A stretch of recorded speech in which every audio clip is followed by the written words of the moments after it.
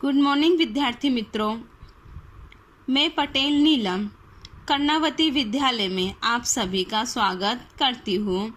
कक्षा 12 विषय स्टैटिक्स, जिसमें चैप्टर 1 सूचकांक, जिसमें आज हम स्वाध्याय 1.1 क्वेश्चन नंबर 4 देखेंगे। सबसे पहले क्वेश्चन क्या है? ईंधन से संबंधित 5 वस्तुओं का वर्ष 2014 के मूल्य रुपए में निम्नानुसार है। वर्ष 2012 को आधार वर्ष मानकर ईंधन की 5 वस्तुओं के मूल्य का सामान्य सूचकांक की गणना करके ईंधन की वस्तुओं के मूल्य में समग्र रूप से कितनी वृद्धि हुई है उसे बताइए। यहाँ पर हमें सवाल में ईंधन से संबंधित 5 वस्तुएं दी गई है, जिसमें बिजली, गैस, माचिस, मिट्टी का तेल, लकड़ी इत्यादि का समावेश होता है और उसकी इकाई के रूप में यूनिट, सिलेंडर, पेटी, लीटर, किलोग्राम यानी ये सब वस्तु के मापन की वस्तु भी दी गई है। और हमें वर्ष 2014 का मूल्य और 2012 का मूल्य दिया गया है, जिसमें हमें 2012 को क्या करना है? आधार वर्ष के रूप में लेना है। इसके आधार पर हमें मूल्य का सामान्य सूचकांक की गणना करनी है। मूल्य का सामान्य सूचकांक का सूत्र हम आगे के वीडियो में देख चुके हैं। उसका सूत्र क्या होता है? I बराबर P1 बटे P0। P1 का मतलब क्या होता है? चालू वर्ष का मूल्य, और P0 का मतलब क्या हो जाता है? आधार वर्ष का मूल्य। तो चलिए हम गणित स्टार्ट करते हैं। सबसे पहले बिजली के लिए मूल्य का सामान्य सूचकांक, जिसका सूत्र क्या हो यहाँ पे? I बराबर P1 बटे P0। सबसे पहले बिजली के लिए P1 यानी कि वर्ष 2014 का मूल्य और 2012 यानी कि P0 यानी इसको हम आधार वर्ष के रूप में मानेंगे, जैसा हमें सवाल में दिया गया है कि 2012 को हमें आधार वर्ष के रूप में गिनना है। तो चलिए अब इसकी हम गणित देखेंगे। सबसे पहले बिजली के लिए P1 यानी कि 2014 का मूल्य कितना है? 3.5 बटे P0 यानी कि 3 बराबर कितना हो जाएगा?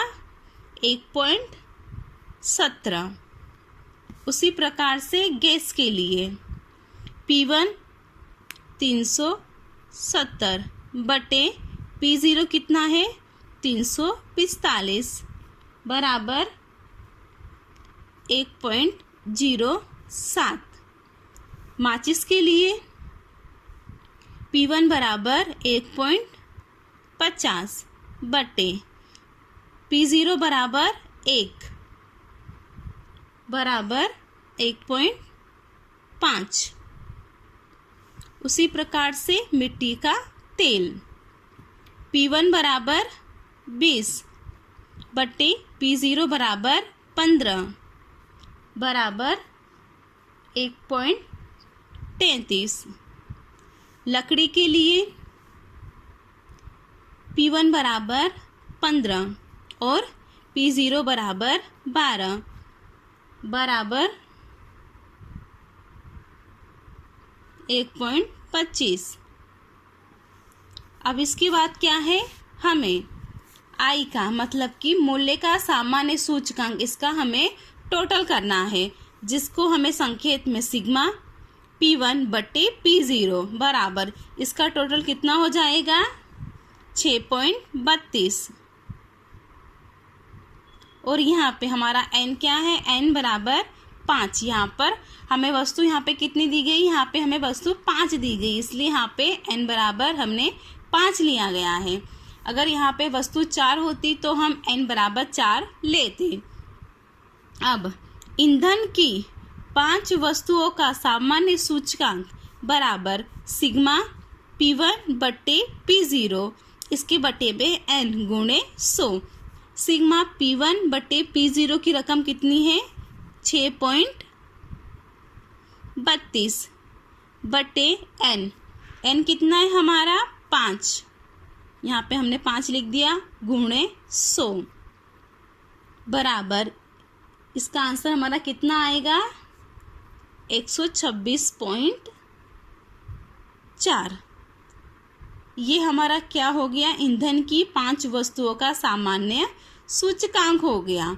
और यहाँ पर हमें सवाल में और हमें क्या पूछा गया है कि वस्तुओं के मूल्य में समग्र रूप से कितनी वृद्धि हुई है, उसे भी हमें बताना है। तो अब हम इसकी वृद्धि देखते हैं। यहाँ पर हमें ईंधन की 5 वस्तुओं का सामान्य सूचकांक बराबर 1.26.45 होगा। वर्ष 2012 की तुलना में वर्ष 2014 में ईंधन की 5 वस्तुओं का समग्र रूप से 126.45 माइनस 100 हमारा क्या माना जाएगा, आधार वर्ष माना जाएगा, बराबर 126.45 माइनस 100 कितना होता है 26.45%। जितनी वृद्धि होगी ऐसा कहा जा सकता है कि वर्ष 2012 की तुलना में वर्ष 2014 में कितनी वृद्धि हुई है, 26.45% की वृद्धि हुई है, ऐसा माना जाएगा।